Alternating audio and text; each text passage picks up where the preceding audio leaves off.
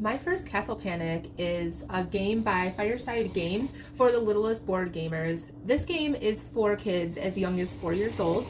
It's a 2 to 4 player game that plays in about 20 minutes, so it's nice and short for the younger kids' attention span. Another reason why I really like this game is because it's a cooperative game. And when you're first introducing board games to little kids, I always think it's important to maybe show them those cooperative games first to help get them used to winning before branching out to other sorts of games. So this game is super simplistic. Just like with the adult game, you have monsters that are coming out of the woods and you have to work together to defeat the monsters before they reach the castle and knock down the walls. So during your turn, you'll have a couple things to do. You're going to draw a card, and each of the cards will have a shape and a color, and if that shape and color matches one of the spaces, shapes, and colors that a monster is on, then you could play that card and get rid of that monster. Now, if you don't have a card that would help, you can ask for help. And what that means is someone else that you're playing with, you can ask them if you could have one of their cards that would get rid of one of the monsters. Since this is a cooperative game, all the cards are played face up.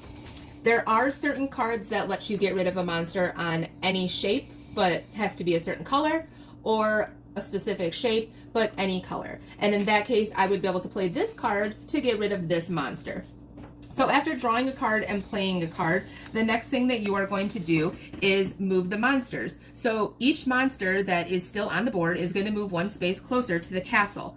And then you're going to use the monster pile to put the next monster down. Now these monsters, they just go along their way moving one space at a time, but there are other monsters that do different things. So first we have this guy who is the shover. When he's put into play, if he was put into play, he would shove the other monsters as well as himself forward, getting them closer to the castle. Then we have the runner. This guy, instead of getting played back here on the start, automatically goes in front of the furthest along monster. And then the last one is the marcher. When he's played, everyone is pushed forward and a new monster card is put into play. It's important to note that each of these monsters that have a special ability that only affects when they are first put into play and no other time. If at any time the monsters get to the castle wall and are to move forward, then both the castle wall and the monster are down, and the monster would go back to the game box into the little dungeon. There's 2 ways to end the game. Either all of the players work together and kill all of the monsters in the monster deck, or the monsters knock over both the gate and the castle, and then the game is completed.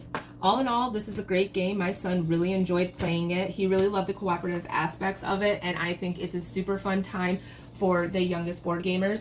The rules are just 1 page, front and back. It's very easy to go through and learn how to play, and there's even a solo variant if you wanted to play that, as long as other variations to make this game more challenging if needed.